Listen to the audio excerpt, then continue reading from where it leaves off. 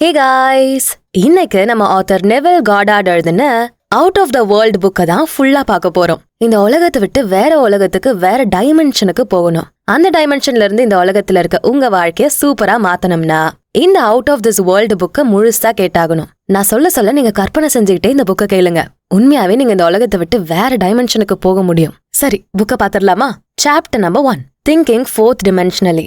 நிறைய மக்கள், ஏன் என்னையும் சேர்த்துதான் சொல்றேன், ஒரு சம்பவம் நடக்கிறதுக்கு முன்னாடியே அது நடக்க போகுது அப்படிங்கறத புரிஞ்சுப்போம். இந்த 3 டைமென்ஷன் உலகத்துல நடக்கிற எல்லாத்தையுமே மனுஷனால முன்னாடியே பார்க்க முடியும், அப்சர்வ் பண்ண முடியும். இது நமக்கு நிறைய டைம் நடந்திருக்கும் தான். நாளைக்கு இது நடந்துருமோன்னு நம்ம யோசிப்போம், அதே மாதிரி நடக்கும். சோ ஒரு மனுஷனால இனி நடக்க போற சம்பவத்தை முன்னாடியே இந்த உலகத்துல அப்சர்வ் பண்ண முடியுதுன்னா இந்த பூமி ஏதோ ஒரு பிளானோட தான் இயங்கிட்டு இருக்கு. இந்த பிளான் நம்ம டைமென்ஷன்ல இல்லாம வேற ஏதோ ஒரு டைமென்ஷன்ல நடந்துகிட்டு இருக்கு. நடக்க போற ஒன்ன நம்ம முன்னாடியே அப்சர்வ் பண்ண முடியுது. ஆனா அது இந்த உலகத்துல இல்ல அப்படின்னா லாஜிக்கா யோசிச்சு பாருங்க, கண்டிப்பா இது உலகத்துக்கு வெளியே தான் நடக்குது, அவுட் ஆஃப் திஸ் வேர்ல்டுல தான் நடக்குது. சோ இந்த உலகத்துல நடக்க போற ஒன்ன வெளி உலகத்துல ஒரு மனுஷனால பார்க்க முடியுதுன்னா இங்க நடக்கிறதெல்லாம் முன்னாடியே நிர்ணயிக்கப்பட்டதுதான். அப்போ இங்க ஒரு கேள்வி எழுது, நம்மளால முன்னாடியே எல்லாத்தையும் அப்சர்வ் பண்ண முடியுதுன்னா எதிர்காலத்தை நம்மளால மாத்தி அமைக்க முடியுமா? இந்த புக்கை நான் எழுதுறதுக்கு முக்கிய காரணம், அவங்களோட எதிர்காலத்தை மாத்த முடியும்னு நான் மக்களுக்கு காட்டுறதுக்காக தான். எல்லாரும் தங்களோட எதிர்காலத்தை மாத்திக்க முடியும். ஒன்ஸ் அது மாறிட்டா புது வாழ்க்கை ஒன்று உருவாகும். அதுல இருந்து ஒரு சீரான பாதை ஆரம்பிக்கும். அந்த மாற்றத்துல இருந்து உருவான புது பாதை எதிர்காலத்தை அழகா மாத்தி அமைச்சு நம்ம கையில லட்டு மாதிரி கொடுக்கும். எதிர்காலத்தோட இன்ட்ரெஸ்டிங்கான விஷயம் என்னன்னா அது ரொம்பவே பிளெக்சிபிள், எல்லாத்துக்கும் வளைஞ்சு கொடுக்கும். நம்ம செய்யற செயல்களை வச்சுதான் நம்மளோட எதிர்காலம் வடிவமைக்கப்படும். சோ இப்போ நம்ம நல்ல செயல்களை, பெட்டரான செயல்களை செஞ்சா எதிர்காலத்தை நமக்கேத்த மாதிரி வளைச்சுக்க முடியும். இது எல்லாத்துக்கும் அடித்தளம் என்னன்னா நம்மள நாம எப்படி பாக்குறோம் அப்படிங்கறது தான். நாம எப்படி நம்மள பாக்குறோமோ அதை அடிப்படையா வச்சுதான் நாம செயல்படுவோம். நாம நடந்துக்கிற விதம், நம்மளோட அனுபவங்கள், இது எல்லாமே நம்மள எப்படி பாக்குறோமோ அதை பொறுத்துதான் இருக்கு. நம்மள நாமே வினோதமா பார்த்தா வினோதமா நடந்துப்போம். சோ பாக்குற விதத்தை மாத்தணும். இத பண்ணா நம்மளோட எதிர்காலம் தானா மாறும். நம்ம எதிர்காலத்துல ஒரு பகுதியை நம்ம மாத்திட்டா போதும், இனி எல்லா நேரமும் நம்மள நாம பாக்குற விதமே மாற ஆரம்பிக்கும். இதெல்லாம் முக்கியம் இல்ல, இது என்ன பண்ணிட போகுதுன்னு நம்ம முக்கியமா கருதாத சில விஷயங்கள் மிகப்பெரிய தாக்கத்தை ஏற்படுத்தும். சோ நாம சாதாரணமா எதையும் அசியூம் பண்ண கூடாது, இது இவ்வளவுதான ஜட்ஜ் பண்ண கூடாது. இது நம்ம எதிர்காலத்தையே மோசமாக்க வாய்ப்புகள் இருக்கு, இல்லனா நம்ம வாய்ப்பை நம்ம இழக்க கூட வாய்ப்பு இருக்கு. எல்லா மாற்றங்களும் நம்ம மைண்ட்ல தான் நடக்கும். என்னதான் நம்மளோட எதிர்காலம் டீட்டெயில்டா பிளான் பண்ணப்பட்டதா இருந்தாலும் அது கொடுக்கக்கூடிய ரிசல்ட்ஸ் வெவ்வேறு விதங்களா இருக்கலாம், நிறைய இருக்கலாம். நம்ம என்ன எதிர்காலத்தை தேர்வு செய்ய போறோம் அப்படிங்கறதுக்கான சாய்ஸஸ் எல்லா நேரமும் நம்ம கையில தான் இருக்கு. அதை நாம தான் தேர்வு செய்யாம சுத்திக்கிட்டு இருக்கோம். எல்லாருமே இந்த உலகத்தை 2 விதத்துல பாப்பாங்க. 1 நேச்சுரல் வியூ, அதாவது இயற்கை முறையில பாக்குறது. 2 ஸ்பிரிச்சுவல் வியூ, ஆன்மீக முறையில பாக்குறது. பழங்கால ஆசிரியர்கள் நேச்சுரல் வியூவை கார்னல் மைண்ட்னு சொன்னாங்க, ஸ்பிரிச்சுவல் வியூவை த மைண்ட் ஆஃப் கிரைஸ்ட்னு சொன்னாங்க. இந்த 2 வியூஸையுமே நாம சாதாரணமாவே சிந்திக்க முடியும். ஒன்னு நம்ம சென்சஸை வச்சு, இன்னொன்னு நம்ம கற்பனைய வச்சு. இந்த 2 வகையான சிந்தனையும் எப்படி இயங்கும்னா இயற்கையோட கோணத்துல பாக்குற மனுஷனால ஆன்மீக ரீதியான கடவுள் பத்தின விஷயங்களை புரிஞ்சுக்க முடியாது. ஏன்னா இந்த ஆன்மீகம் அவனுக்கு முட்டாள்தனமானதா, மூட நம்பிக்கைகளா தெரியும். ஆன்மீக ரீதியா மட்டுமே தான் அதை புரிஞ்சுக்க முடியும். இயற்கை கோணத்துல பாக்குறப்போ ஜஸ்ட் இப்போ இங்க என்ன நடக்குது அப்படின்னு தான் பார்க்க முடியும். கடந்த காலம், எதிர்காலம் எல்லாத்தையும் கற்பனையில மட்டும்தான் பார்க்க முடியும். இப்ப இங்க நடக்கிற பிரசன்ட் விஷயங்களை மட்டும்தான் இயற்கை கோணத்துல பாக்குறவங்க பார்க்க முடியும். ஆனா அதுவே ஆன்மீக கோணத்துல நம்ம பார்த்தோம்னா, ஆன்மீக ரீதியா நாம சிந்திச்சோம்னா வாழ்க்கையை முழுமையா பார்க்க முடியும். கடந்த காலம், நிகழ்காலம், எதிர்காலம் எல்லாத்தையும் பார்க்க முடியும். தூரத்துல ஸ்பேஸ்ல நடக்கிறத கூட பார்க்க முடியும். தொலை தூரத்துல நடக்கிறத கிட்ட பார்க்க முடியும். சினிமால காட்டுற மாதிரி தான் எதிர்காலத்துல உள்ளவனை இப்ப நேரடியா சந்திக்கிறது. இதெல்லாமே ஆன்மீக ரீதியா நம்ம சிந்திக்கிறப்ப மட்டும்தான் நடக்கும். எல்லாமே நம்ம இப்போ இங்க பிரசன்ட்ல இருந்து பாக்குறோம். நேச்சுரல் வியூவை பொறுத்தவரை எல்லாமே எல்லைக்கு உட்பட்டதுதான். ஒரு அளவுக்கு மேல அது பெட்டரா செயல்படாது. ஆனா ஸ்பிரிச்சுவல் வியூ இன்ஃபைனைட், எல்லையே இல்லாம எல்லா இடங்களுக்கும் போகும். நம்ம ஐம்புலன்கள் மூலமா பார்க்கக்கூடிய எல்லாமே நம்மள குருடாக்கிறோம். ஒரு எல்லையை தாண்டி நம்மள பார்க்க வைக்காது. ஐம்புலன்களாலையும் உணர முடியாத நிறைய விஷயங்கள் இருக்கு. கண்ணுக்கு தெரியாததையும் பார்க்க முடியும். நம்ம மைண்ட வேணும்னே சென்சஸ் பக்கம் திருப்பி வச்சுக்கிறோம். ஆனா ஆன்மீக கோணத்துல நிறைய விஷயங்கள் அற்புதமா இருக்கும். சாதாரண பார்வைக்கு எட்டாத விஷயங்கள் கூட நம்ம கண்ணுக்கு தெரியும். அது கம்ப்ளீட்டா வேற நிலை. அந்த நிலைய மனசார ஃபீல் பண்ணணும், உணரணும். இத செஞ்சாலே அதை நிஜமா நம்ம பாக்குற மாதிரி, தொடுற மாதிரி இருக்கும். ஒரு விஷயத்துல நம்ம ஆழமா கான்சென்ட்ரேட் பண்றப்போ அது மத்த உணர்ச்சிகளை தடுத்துரும். அதனாலதான் சொல்றேன், நீங்க எதை பார்க்கணும்னு நினைக்கிறீங்களோ அதை மட்டும் கான்சென்ட்ரேட் பண்ணுங்க. சாதாரணமா கண்ணு, காது, மூக்கு, நாக்கு, தோல் இந்த ஐம்புலன்களும் காட்டுற விஷயங்கள்ல இருந்து கொஞ்சம் விலகி அதையும் தாண்டி பார்க்க முடியாத விஷயங்களை பார்க்க நினைக்கிறப்போ நம்மளோட ஆன்மீக கோணம் அதிகமாகும். ஸ்பிரிச்சுவல் பெர்ஸ்பெக்டிவ்ல எல்லாத்தையும் பார்ப்போம். இந்த பிசிக்கல் உலகத்தையும் தாண்டின விஷயங்களை அது பார்க்க வைக்கும். நம்ம இதுவரை பார்க்காத விஷயங்களை பார்க்க ஆரம்பிப்போம். இது நம்மளோட இயற்கையான திறன்களால செய்ய முடியாது. நம்ம ஆன்மீக சக்திகளை திறக்கணும், அதை கூர்மையாக்கணும். ஸ்பிரிட் சம்பந்தப்பட்ட விஷயங்களை ஸ்பிரிச்சுவலா மட்டும்தான் நம்மளால புரிஞ்சுக்க முடியும். கொஞ்சம் பயிற்சி பண்ணா நம்மளோட கற்பனைகளை கட்டுப்படுத்த முடியும். நம்ம ஆசைகளுக்கு ஏத்த மாதிரியே எதிர்காலத்தை வடிவமைக்க முடியும். நம்ம ஆசைகள் தான் நம்மள செயல்பட வைக்குது. எனக்கு ஐஸ்கிரீம் வேணும்னு நம்ம ஆசைப்படுறப்பதான் அதை வாங்குறதுக்காக நம்ம எழுந்து போவோம். சோ ஆசைப்பட்டாதான் ஆக்ஷன் நடக்கும். ஆசை இல்லாம ஒரு விரல கூட அசைக்க முடியாது. நாம என்ன செய்யறோமோ அது எல்லாத்துலயும் ஆசைகள் தான் டாமினேட் பண்ணி நிக்குது. 10 வருஷமா கடைபிடிச்சிட்டு இருந்த ஒரு நல்ல பழக்கத்தை நம்ம கைவிடுறோம்னா அதுக்கு காரணம் நம்ம அந்த பழக்கத்தை உடைக்கணுங்கிற ஆசை தான் மேலோங்கி நிக்குது. நம்ம அந்த பழக்கத்தை கடைபிடிக்கணும் அப்படிங்கறத விட அதை உடைக்க தான் ரொம்ப ஆசைப்படுறோம். நம்ம எதுல கவனம் செலுத்துறோமோ அதுல ஆர்வம் அதிகமாகும். அந்த ஆர்வம் ஆசையை தூண்டும். அந்த ஆசை நம்மள செயல்பட வைக்கும். இந்த ஆசைகள் எல்லாம் எப்போ வரும் தெரியுமா? நம்மகிட்ட ஏதோ இல்லைன்னு நினைக்கிறப்போ அதை அடையிறதுக்காக ஆசை வரும். நம்ம வாழ்க்கைய பெட்டரா அமைச்சுக்க நினைக்கிறப்போ ஆசை வரும். சோ ஆசைங்கிறது நமக்கு ஏதோ நல்ல பலனை கொடுக்கறதுக்கு தான் வருது. அதிகமா நமக்கு பலன் கிடைக்குதுன்னா நம்ம ஆசை வலுவா இருக்குன்னு அர்த்தம். ஆசை எவ்வளவு வலுவா இருக்கோ அதுக்கேத்த மாதிரி தான் நமக்கு கிடைக்கிற பலனும் இருக்கும். சுயநலம் இல்லாத ஆசைன்னு எதுவுமே கிடையாது. நம்ம வைக்கிற ஆசை எல்லாத்துலயுமே சுயநலம் இருக்கு. அடைய எதுவுமே இல்ல, லாபம் எதுவுமே இல்ல, பலன் எதுவுமே இல்லைன்னா ஆசையே இருக்காது. ஆசை இல்லைன்னா ஆக்ஷனும் இருக்காது. நீங்களே சொல்லுங்க, ஆசைப்படலன்னா நீங்க எதையாவது செய்வீங்களா? காலையில வேலைக்கு போக பிடிக்கல, போகாம இருப்பீங்களா? பிடிக்காத வேலைக்கு போய் தான் ஆகணும். ஏன்னா காசு சம்பாதிக்க ஆசை.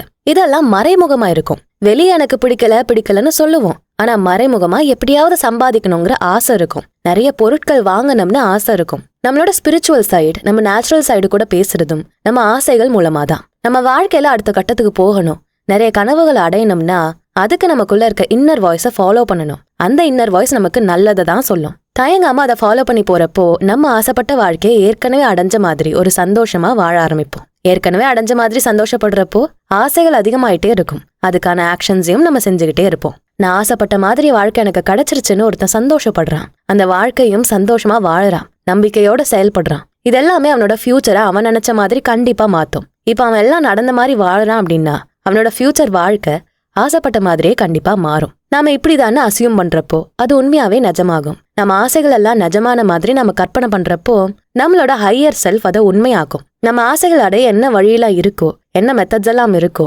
அதெல்லாம் தூண்டிவிடும். சோ கற்பனை பண்ணுங்க, ஆசைகளை நல்லா புரிஞ்சுக்கோங்க, ஆசைகளை வலுப்படுத்துங்க. அப்பதான் அதை ஏற்கனவே நம்ம அடைஞ்ச மாதிரி உணர்வு வரும். இப்படி நம்ம கற்பனையால உருவாக்குற உணர்வு நம்ம வச்சிருக்க இலக்கெல்லாம் அடைய வைக்கும். நம்மளோட ஹையர் செல்ஃப் அதை அடையிறதுக்கான வழியை உருவாக்கும். ஆனா நம்ம மைண்ட் குழப்பத்துலதான் இருக்கு, சந்தேகத்துலதான் இருக்கு.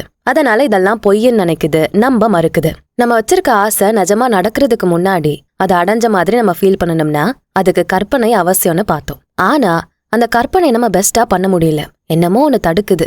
அந்த ஆசைகள் நிஜமான மாதிரி ஃபீல் பண்ண முடியல. இதாக தான் ஒரு சிம்பிள் டெக்னிக் இருக்கு, ஸ்ட்ரெயிட் ஃபார்முலா தான். இது நிஜமாவே நம்ம வாழ்க்கையும் மாத்திரும். ஸ்டெப் நம்பர் 1, உங்க எதிர்காலத்தை நீங்க ஆசைப்பட்ட மாதிரி மாத்தணும். உங்க ஆசைக்கு ஏத்தபடி அதெல்லாம் இருக்கணும். அதுக்கு உங்களுக்கு என்ன வேணும்னு தெளிவா தெரியணும். உங்களோட கோல்ஸ் எல்லாம் தெளிவா வைக்கணும். இதுதான் எனக்கு வேணும், இந்த ரோல்ஸ் ராய்ஸ் கார்ல இந்த மாடல் தான் எனக்கு வேணும், இப்படி டீட்டெயில்டா தெரிஞ்சுக்கணும். அப்போதான் நம்ம கற்பனை பண்றப்போ ஈஸியா இருக்கும். ஸ்டெப் நம்பர் 2, சீன் கிரியேட் பண்ண போறோம், கதை எழுத போறோம்னு வச்சுக்கலாம். நீங்க ஆசைப்பட்டதுதான் இப்ப நடந்துருச்சு. நீங்க ஆசைப்பட்ட வாழ்க்கையை தான் வாழ்ந்துகிட்டு இருக்கீங்க. இப்படி ஒரு கதையை உருவாக்கணும். இதெல்லாம் நீங்க தான் மெயின் கேரக்டர். அடுத்து ஸ்டெப் நம்பர் 3, கதை ரெடி. இப்போ அதை நிஜமா நடக்கிற மாதிரி கற்பனை பண்ணணும். ஃபர்ஸ்ட் உங்க உடம்ப ரிலாக்ஸ் பண்ணுங்க, படுத்துக்கோங்க. கிட்டத்தட்ட தூங்குற மாதிரி நிலையில நீங்க படுத்துக்கணும். இல்லனா கம்ஃபர்டபுளா உட்காந்துக்கோங்க. கண்களை மூடி தூக்கத்தை ஃபீல் பண்ணுங்க. தானே உடம்பு ரிலாக்ஸ் ஆக ஆரம்பிக்கும். இந்த நிலையில தான் நீங்க உங்க மைண்டை ஃபோக்கஸ் பண்ணணும். நீங்க எதை செய்ய ஆசைப்பட்டீங்களோ, எந்த ஆசை அடைய நினைச்சீங்களோ அதை ஃபோக்கஸ் பண்ணணும். நீங்க நினைச்சதை செய்யற மாதிரி உங்க மைண்ட்ல கற்பனை பண்ணுங்க. நீங்க ஃபியூச்சர்ல நடக்கணும்னு ஆசைப்பட்ட அந்த வாழ்க்கையை தான் இப்ப வாழ்ந்துகிட்டு இருக்கீங்க. கற்பனையில முழுசா ஈடுபட்டுக்கோங்க. உண்மையாவே அதை ஃபீல் பண்ணணும். நீங்க ரோல்ஸ் ராய்ஸ் கார் வாங்குறீங்க, அதுல உட்காடுறீங்க, டிரைவ் பண்றீங்க, ஸ்டியரிங் பிடிக்கிறது, பிரேக் போடுறது, இப்படி ஒவ்வொரு டீட்டெயில்ஸையும் இமேஜின் பண்ணணும். நல்லா ஞாபகம் வச்சுக்கோங்க, ஆழமா கற்பனை பண்ணணும், ஃபீல் பண்ணணும். ஏற்கனவே நீங்க எல்லாத்தையும் அடைஞ்ச மாதிரி கற்பனை பண்ணணும். ரியல்னு நீங்க நம்பணும், உங்க மைண்டை நம்ப வைக்கணும். உதாரணத்துக்கு உங்களுக்கு வேலையில ப்ரமோஷன் வேணும்னு நீங்க ஆசைப்படுறீங்கன்னு வச்சுப்போம். உங்களை எல்லாரும் பாராட்டுற மாதிரி, புகழ்ந்து பேசுற மாதிரி சீனை கற்பனை பண்ணிக்கோங்க. இது தானா உங்களுக்கு ப்ரமோஷனை கொடுக்கும். சீனை நீங்க சூஸ் பண்ணதுக்கு அப்புறம் உங்க உடம்பையும் மனசையும் ரிலாக்ஸ் பண்ணி நீங்க ஆசைப்பட்டதை கற்பனை பண்ணணும். அதுக்கேத்த மாதிரி எண்ணங்களை அதிகப்படுத்தணும். உங்க ஃப்ரெண்ட் உங்க முன்னாடி நிக்கிற மாதிரி கற்பனை பண்ணுங்க. நீங்க கை கொடுக்குறீங்க, அவங்க கைய ஃபீல் பண்ணணும். நிஜமா கை கொடுக்கற மாதிரி ஃபீல் பண்ணணும். எனக்கு ப்ரமோஷன் கிடைச்சிருக்குன்னு உங்க ஃப்ரெண்டு கிட்ட சொல்லுங்க. தூரத்துல உட்காந்து படத்தை பாக்குற மாதிரி இந்த கற்பனையும் தூரத்துல பண்ணக்கூடாது, கிட்டக்க பண்ணணும். உங்க கண்ணு முன்னாடி உங்க ஃப்ரெண்டு உங்களுக்கு கை கொடுத்து வாழ்த்துறது உங்களுக்கு தெரியணும். எல்லாமே இப்ப நடக்கிற மாதிரி நீங்க ஃபீல் பண்ணணும். இப்போ இந்த பிரசன்ட்ல நடக்கணும். வித்தியாசம் என்னன்னா, நீங்க எந்த தூரத்துல உங்க கற்பனையை பாக்குறீங்க அப்படிங்கிறது தான். ஏதோ படத்துல பாக்குற மாதிரி தூரத்துல உங்க கற்பனை தெரியுதுன்னா அதை தொடவே முடியாத உணர்வுல நீங்க கற்பனை பண்றீங்க. இது தோல்வியை தான் கொடுக்கும். உங்க கற்பனை பக்கத்திலே இருக்கணும், கண்ணுக்கு ரொம்ப நெருக்கத்துல இருக்கணும். அப்பதான் நீங்க நினைச்ச அந்த சக்சஸ் கிடைக்கும். ஏணி ஏறுற மாதிரி கற்பனை பண்றீங்கன்னா உங்க கண்களை மூடி ஏணி உங்க கண்ணு முன்னாடி நெருக்கத்துல இருக்க மாதிரி கற்பனை பண்ணணும். நீங்க அதை தொட்டு அதுல ஏறுற மாதிரி அப்படியே ஃபீல் பண்ணணும், நிஜமா ஃபீல் பண்ணணும். இது இப்ப மட்டும் நமக்கு ஹாப்பி ஃபீல கொடுக்காது, நம்மளோட ஃபியூச்சரையும் நம்ம ஆசைப்பட்ட மாதிரி ஆல்டர் பண்ணும். உங்க உடம்பு ரிலாக்ஸ்டா இருக்கு, அமைதியா இருக்குன்னா மைண்டும் கொஞ்சம் கொஞ்சமா ரிலாக்ஸ் ஆகி ஆசைப்பட்டதெல்லாம் இப்ப நடந்துகிட்டு இருக்க மாதிரி உங்களால கற்பனை பண்ணிக்க முடியும். இந்த கண்ணை மூடிட்டு கற்பனை பண்றப்போ உங்களே அறியாம நீங்க தூங்கிடலாம். முழிச்சு பாக்குறப்போ புது உலகத்துல இருக்க மாதிரி இருக்கும். நீங்க ஆசைப்பட்ட அந்த வாழ்க்கை உலகத்துல எழுந்துக்கலனாலும் வேறொரு டைமென்ஷன்ல வாழ்ந்துட்டு தான் இருப்பீங்க. இது ஃபியூச்சர்ல உங்களுக்கு ரிஃப்ளெக்ட் ஆகும், திரும்ப நடக்கும். நீங்க கற்பனை பண்றப்போ ரொம்ப ஃபோர்ஸ் பண்ண வேண்டாம், ஜஸ்ட் சிம்பிளா ஃபோக்கஸ் பண்ணா போதும். நேரடியா ஃபோக்கஸ் பண்ணி அதை நிஜமா ஃபீல் பண்ற வரைக்கும் நீங்க திரும்ப திரும்ப ரிப்பீட் பண்ணிக்கிட்டே இருக்கணும். உங்களால இதை பண்ண முடியலன்னா உங்க மைண்ட அலைப்பாய ஆரம்பிக்கும், பல எண்ணங்களை செதறடிச்சு அலைமோத வைக்கும். அப்போ டைவர்ட் ஆகி வேற எதையோ கற்பனை பண்ணிட்டு இருப்பீங்க. நீங்க ஆசைப்பட்ட கற்பனை இல்ல, வேற ஏதோ கற்பனை பண்ணிட்டு இருப்பீங்க. இங்க அப்படி பண்றீங்கன்னா வேற டைமென்ஷன்லயும் அதை தான் நீங்க கற்பனை பண்ணுவீங்க. உதாரணத்துக்கு ஃபிளைட்டோட படியில ஏறுற மாதிரி எண்ணங்களை கற்பனை பண்றீங்கன்னா அதுலதான் உங்க ஃபோக்கஸ் இருக்கணும். அதே படிக்கட்டு தான் ஃபுல் இமேஜினேஷன்ல இருக்கணும். உங்க கவனம் லைட்டா சிதறினாலும் திரும்ப படிக்கட்டு ஏறுற மாதிரி அந்த கற்பனையை கொண்டு வந்துருங்க. அப்பதான் உங்க கற்பனையை நீங்க நிஜமா ஃபீல் பண்ண முடியும். எவ்வளோ ரியலா முடியுமோ அவ்வளோ ரியலா ஃபீல் பண்ணுங்க. இங்க கோல் என்னன்னா, உங்க ஆசைகள் எல்லாம் ஆல்ரெடி நிறைவேறின மாதிரி உங்க மைண்ட நம்ப வைக்கணும். நம்ம கொஞ்சம் தூக்க நிலையில இருக்கப்போ, கண்ணெல்லாம் சொக்கிட்டு இருக்கப்போ இந்த மாதிரி இமேஜின் பண்ண ஆரம்பிங்க. அப்போ நீங்க ஈஸியா ஃபோக்கஸ் பண்ண முடியும். டயர்டா இருக்கப்போ நிறைய விஷயங்களை யோசிக்க முடியாது. பட் உடனே தூங்கிடக்கூடாது, தாட்ஸோட கண்ட்ரோல இழந்துருவீங்க. நீங்க ரிலாக்ஸ்டா தூக்க நிலையில இருக்கணும், ஆனா உங்க கற்பனையில கண்ட்ரோல வச்சுக்கணும். நீ ஆசைப்பட்ட எல்லாத்தையும் அடைஞ்சிட்டேன்னு மைண்ட நம்ப வச்சுட்டு அப்படியே ரிலாக்ஸ் ஆன தூக்க நிலையில நன்றி சொல்லுங்க. இதை நடத்தி வச்ச ஹையர் பவருக்கு நன்றி சொல்ற மாதிரி. உங்களை நீங்களே வேற டைமென்ஷன்ல பெரிய உலகத்துல ப்ரொஜெக்ட் பண்ணிக்க விரும்புறீங்கன்னா நீங்க தூங்குற வரைக்கும் ஆசைப்பட்டதை அப்படியே கற்பனை பண்ணிக்கிட்டே இருங்க. நிஜ வாழ்க்கையிலேயே நடக்கிற மாதிரி கற்பனை பண்ணணும். அப்பதான் நிஜ வாழ்க்கையில இப்போ அது மேனிஃபெஸ்ட் ஆகும். உங்க மைண்டுக்கு நீங்க உண்மையான நம்பின சில ஐடியாக்களையும் நம்பிக்கைகளையும் விதைக்கிறீங்க. ஆரம்பத்துல அதெல்லாம் நம்ப முடியாத மாதிரி இருந்தாலும் காலப்போக்குல அந்த ஐடியாக்கள் எல்லாம் நிஜமாயிடும். இதுதான் நடந்துகிட்டு இருக்குன்னு நீங்க அதுல பிடியா நின்னுட்டீங்கன்னா அதுல நீங்க மட்டும் இன்வால்வ் ஆக மாட்டீங்க. உங்க வார்த்தைகள், செயல்கள், உங்க பிஹேவியர்ஸ் எல்லாமே இன்வால்வ் ஆகும். நம்ம என்ன நினைக்கிறோமோ, என்ன அசியூம் பண்றோமோ அதை சார்ந்துதான் நம்ம எதிர்காலம் வடிவமைக்கப்படுது. இதை நாம புரிஞ்சுக்கணும்னா வேற டைமென்ஷன்ல இருக்க பெரிய உலகத்தை புரிஞ்சுக்கணும். அதாவது இந்த உலகத்துல இப்ப நடக்கிற விஷயங்கள் எல்லாமே நம்ம பார்க்க முடியாத வேற டைமென்ஷன்ல இருக்க உலகத்துல ஆல்ரெடி நடந்துகிட்டு இருக்கு. இங்க இந்த 3 டைமென்ஷன் உலகத்துல நம்ம மாத்தணும்னு நினைச்சா அந்த 4th டைமென்ஷன்ல இருக்க பெரிய உலகத்துல அதை மாத்தணும். அங்க மாறினாதான் இங்க மாறும். அது என்ன டைமென்ஷன், பெரிய உலகம்னு நிறைய பேருக்கு இது தெரியறது இல்ல. இது நம்புற மாதிரியும் இல்ல. உலகம் உருண்டைன்னு அந்த காலத்துல சொன்னப்போ யாரும் நம்பலதான். ஆனா இப்போ அது உண்மையாயிடுச்சே. உலகத்தோட ஏதோ ஒரு மூலையில இருக்கவங்களையும் இங்க இருந்து வீடியோ கால்லயே லைவா நம்ம பார்க்க முடியும்னு அப்ப யாரும் நம்பல. ஆனா இன்னைக்கு அது சாதாரணமா நடந்துகிட்டு இருக்கு. அந்த மாதிரிதான் இந்த 4th டைமென்ஷனும் உண்மையா இருக்கலாம். காலப்போக்கில் அதை பத்தி தெரிய வந்து மக்கள் நம்ப ஆரம்பிக்கலாம். நம்ம எப்பவுமே 3 டைமென்ஷன்ல தான் சிந்திப்போம், லென்த், விட்த், ஹைட். ஏன்னா 4th டைமென்ஷன்ங்கிற ஒண்ணு எப்படி இருக்கும்னு நமக்கு தெரியல. சோ 3 டைமென்ஷன் கணக்குல தான் அதையுமே நம்ம நினைப்போம். ஆனா அது அப்படி இல்ல. 3 டைமென்ஷன் உலகத்துல இருக்க மாதிரி அது இருக்காது. சிம்பிள் உதாரணம் சொல்றேன். டைம், அதாவது நேரம் எடுத்துப்போம். இந்த நேரத்துக்கு அகலம், நீளம்னு ஏதாவது பரப்பளவு இருக்கா? இல்ல தானே. அப்புறம் எப்படி நம்ம டைமை மெஷர் பண்றோம்? இப்படி வெவ்வேறு வழியில தான் 3rd டைமென்ஷன், 4th டைமென்ஷன் ரெண்டுமே மெஷர் பண்ணப்படுது. 4th டைமென்ஷனை நம்ம டைமால மெஷர் பண்ணலாம். கால அளவு தான் வேற. இந்த 3D உலகத்துல ஒரு வருஷத்துக்கு அப்புறம் நடக்க போறது அங்க 4D உலகத்துல இன்னைக்கு கூட நடந்துகிட்டு இருக்கும். நான் சொன்னேன்ல, நம்ம சிந்தனைக்கும் அப்பாற்பட்டது இது. கொஞ்சம் கன்ஃபியூசிங்கா தான் இருக்கும். ஹாலிவுட் படங்கள், லோக்கி, டாக்டர் ஸ்ட்ரேஞ்ச்ல எல்லாம் பாத்திருந்தா உங்களுக்கு இது ஈஸியா புரியலாம். ஏன் ஹாலிவுட் எல்லாம் தமிழ் படமே இருக்கு. நீங்க ஜிவி பிரகாஷோட அடியே மூவி பாத்திருந்தா புரியும். இப்ப இந்த உலகத்துல ஜிவி பிரகாஷ் வாழ்ந்துட்டு இருப்பாரு. ஒரு லூசர் மாதிரி எதுவும் இல்லாம ஒரு பொண்ணை லவ் பண்ணுவாரு. நான் பெஸ்டா வாழணும், சக்சஸ்ஃபுல்லா இருக்கணும், லவ் பண்ண பொண்ணை கல்யாணம் பண்ணணும்னு ஆசைப்படுவாரு. ஆனா அது இந்த உலகத்துல நடக்காது. அவர் கையில ஒரு போன் மாட்டும். அந்த போனை வச்சு வேற டைமென்ஷனுக்கு போவாரு. அந்த உலகத்துல அவர் பெரிய மியூசிக் டைரக்டர், சக்சஸ்ஃபுல்லா இருப்பாரு. கூடவே அவர் இந்த உலகத்துல லவ் பண்ண அதே பொண்ணை கல்யாணம் பண்ணி வாழ்ந்துட்டு இருப்பாரு. ஆனா 2 டைமென்ஷனுக்கும் வித்தியாசம் டைம் தான். இங்க விட அங்க பல காலங்கள் தள்ளி வாழ்ந்துட்டு இருப்பாரு ஜிவி. இந்த மாதிரி தான் author out of this world புக்லயுமே சொல்லியிருக்காரு. இந்த 3 டைமென்ஷன் உலகத்துக்கும் 4th டைமென்ஷனுக்கும் இடையில இருக்க வித்தியாசமே டைம் தான். டைமை வச்சு மட்டும்தான் இதை மெஷர் பண்ண முடியும். மற்ற பொருட்கள் மாதிரி என்ன லென்த்து, பிரெட்த்து, வித்து இதெல்லாம் பார்க்க முடியாது. இப்போ நார்மலா நீங்க பேப்பர்ல சாதாரணமா ஒரு ஆப்பிள் வரையறீங்க. அதை பார்க்க அந்த அளவு நிஜமா இருக்காது. அதுவே அந்த ஆப்பிளை நீங்க 3Dல வரைஞ்சீங்கன்னா அது பார்க்க உண்மை மாதிரியே இருக்கும். அப்போ ஒவ்வொரு டைமென்ஷன் ஏறிட்டே போக போக அந்த பொருள் ரொம்ப நிஜமா தெரியும். தியேட்டர்ல நீங்க 3D கிளாஸ் போட்டு படம் பார்த்திருப்பீங்க. அந்த படத்துல மழை பெஞ்சா நம்ம மேல பெய்யற மாதிரி இருக்கும். யாராவது பொருளை தூக்கி போட்டா அது நம்ம மேல விழுற மாதிரி இருக்கும். இதே 3D, 5D, 12Dன்னு டைமென்ஷனை அதிகப்படுத்தி படம் எடுக்கிறாங்க. அதெல்லாம் இன்னும் ரியலிஸ்டிக்கா இருக்கும். அப்படிதான் இங்கேயும் டைமென்ஷன் அதிகமாக ஆக எல்லாமே இன்னும் நிஜமா ஃபீல் ஆகும். டைம் இதுதான் அந்த 4th டைமென்ஷன். இதுதான் மாற்றத்தை உருவாக்க போகுது. நம்மளோட இந்த உலகத்துல இருக்க எல்லாத்தையும் வித்தியாசப்படுத்தி காட்ட போகுது. காலப்போக்குல தான் எல்லாமே மாறும். நீங்க கவனிச்சிருப்பீங்க, காலப்போக்குல தான் நம்ம வளருவோம், நம்ம மெச்சூர் ஆகும், நம்ம சக்சஸ் ஆகும். எல்லாமே இன்ஸ்டன்டா நடக்காது. ஒரு சீஸ் கியூப் எடுத்துக்கோங்க. அது பார்க்க 3D பொருளா இருக்குமா? அதுக்கு லென்த், வித்து, ஹைட்டு 3மே இருக்கும். இப்போ அந்த சீஸ் கியூபை ஹாரிசான்டலா கட் பண்றீங்க, அதாவது லெஃப்ட்ல இருந்து ரைட்டுக்கு கட் பண்றீங்க. அப்போ உங்களுக்கு ஒரு ஸ்லைஸான துண்டு கிடைக்கும். அது பார்க்க எப்படி இருக்கும்? 2 டைமென்ஷன்ல இருக்கும். ஏன்னா அதுக்கு வெறும் லென்த் அண்ட் வித்து மட்டும்தான் இருக்கு. இப்போ அந்த குட்டி ஸ்கொயர் ஸ்லைஸை எடுத்து திரும்ப பாதியா கட் பண்ணுங்க. மேல இருந்து கீழே கட் பண்ணணும். அப்போ உங்களுக்கு ஒரு லைன் கிடைக்கும். இது 1 டைமென்ஷன். ஏன்னா அது வெறும் லைன் தான், அதுல லென்த் மட்டும்தான் இருக்கும். அந்த லைனையே நீங்க கட் பண்றீங்கன்னா அதுல இருந்து ஒரே ஒரு பாயிண்ட் தான் தனியா கட் ஆகி வரும். அப்போ பாயிண்ட்டுக்கு எத்தனை டைமென்ஷன் இருக்கு? 0 டைமென்ஷன். அதுக்கு எந்த லென்த்தும் இல்ல, விட்த்தும் இல்ல, ஹைட்டும் இல்ல. இந்த புள்ளி லைனோட ஒரு பகுதி, அந்த லைன் சர்ஃபேஸோட ஒரு பகுதி, சர்ஃபேஸ் அந்த சீஸ் கியூபான சாலிடோட ஒரு பகுதி.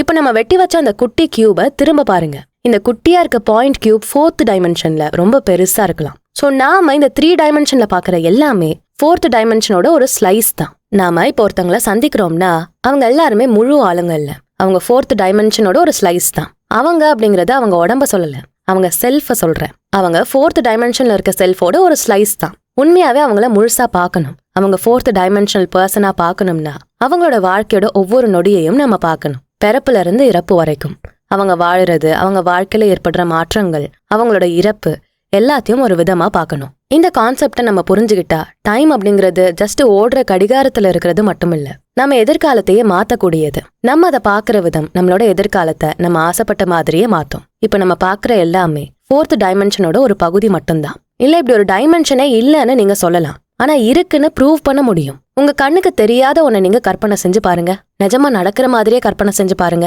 அப்ப புரியும். ஏன் இது நமக்கு நடந்திருக்கும். கிளாஸ்ல டீச்சர் கொஸ்டின் கேட்பாங்க, எங்க நம்மள கேட்டுருவாங்களோன்னு பயப்பட ஆரம்பிப்போம். மூஞ்சில பயத்தை காட்டக்கூடாதுன்னு உஷாரா இருப்போம். ஆனா கரெக்டா டீச்சர் நம்ம கிட்ட தான் அந்த கேள்வியே கேட்பாங்க. ஏன் தெரியுமா? உண்மையாவே டீச்சர் உங்ககிட்ட கேள்வியை கேட்கிற மாதிரி நீங்க கற்பனை பண்ணிருக்கீங்க, நிஜமா அதை ஃபீல் பண்ணிருக்கீங்க. அதனாலதான் அவங்க உங்களை பாயிண்ட் பண்ணி கேள்வி கேட்டிருக்காங்க. சோ ஃபியூச்சர்ல நடக்க போறத முன்னாடியே பாத்துட்டீங்க.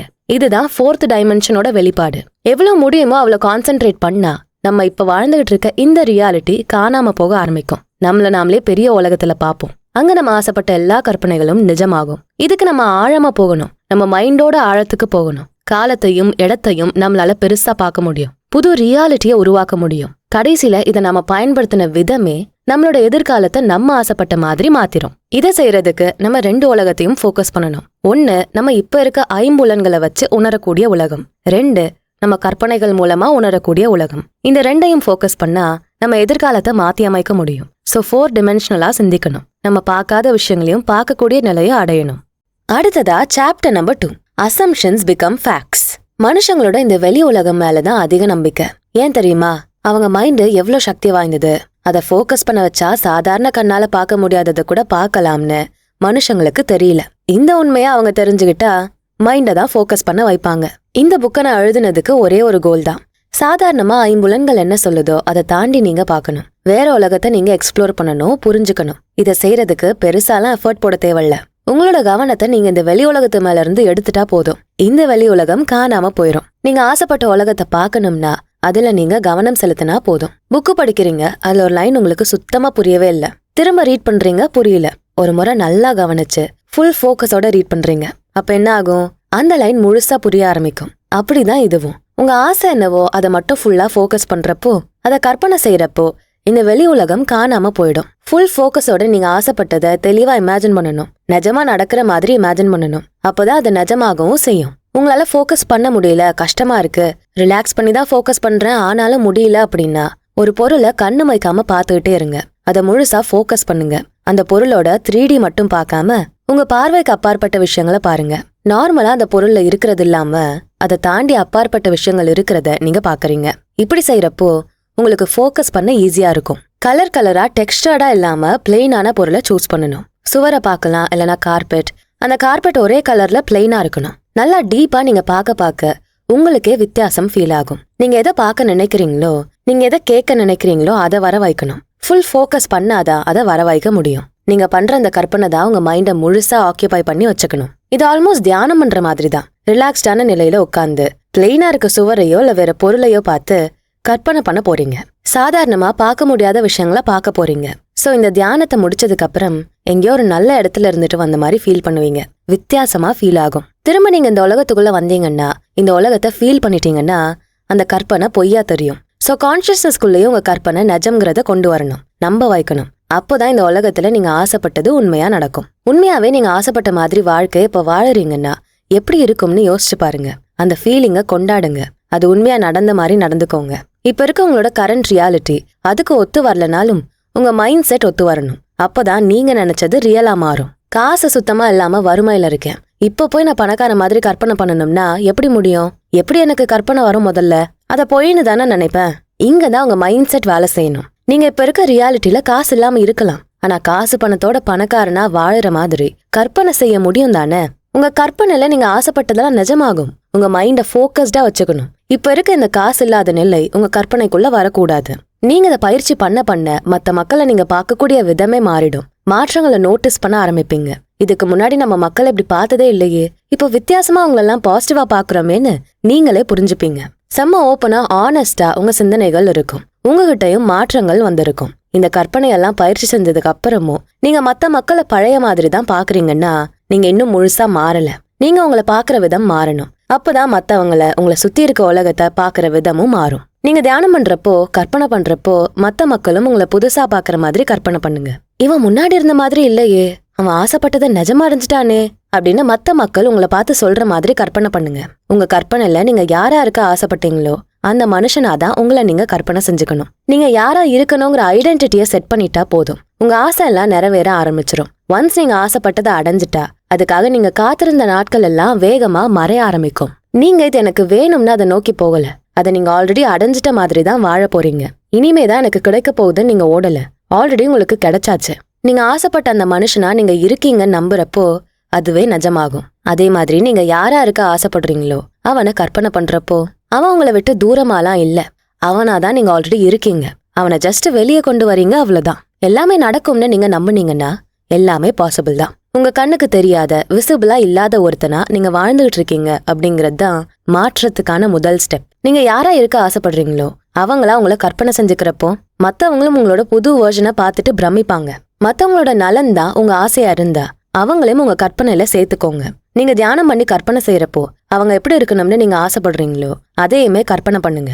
சோ இப்ப இருக்க கரண்ட் சிச்சுவேஷனை நீங்க இம்ப்ரூவ் பண்ணிக்க முடியும். விரிவா நீங்க செய்யக்கூடிய கற்பனை, ஆசைகளை ஆல்ரெடி வாழ்ந்துட்டு இருக்க மாதிரி செய்யக்கூடிய உங்க கற்பனை சீக்கிரமே நிஜமாயிடும். அதை பார்த்து நீங்களே ஷாக் ஆவீங்க. வாழ்க்கையில நடக்கிற எல்லாமே முன்கூட்டியே தீர்மானிக்கப்பட்டதா இருந்தாலும் உங்களால உங்க எதிர்காலத்தை தேர்வு செஞ்சுக்க முடியும். ஒரு புக் ரீட் பண்ற மாதிரி நினைச்சுக்கோங்க. ஒரு பேஜ் எடுத்து ஒரு வார்த்தைக்கு அப்புறம் அடுத்த வார்த்தைன்னு படிப்படியா ரீட் பண்ணிதான் அந்த பேஜ்ல என்ன சொல்லிருக்காங்கன்னு உங்களுக்கு புரிய வரும். வார்த்தையை புரிஞ்சு ரீட் பண்ணாதான் சென்டென்ஸ் புரியும். அப்புறம் தான் அந்த புக்கோட மெசேஜ் புரியும். இப்ப அதே பேஜ்ல இருக்க வார்த்தைகள் எல்லாத்தையும் ஷஃபிள் பண்ணுங்க. அந்த வார்த்தைகளை வச்சு நீங்களே ஒரு புது கதையை உருவாக்க முடியும். இப்படிதான் நம்ம வாழ்க்கையும். அது போற போக்குல போனா போயிட்டே தான் இருக்கும்.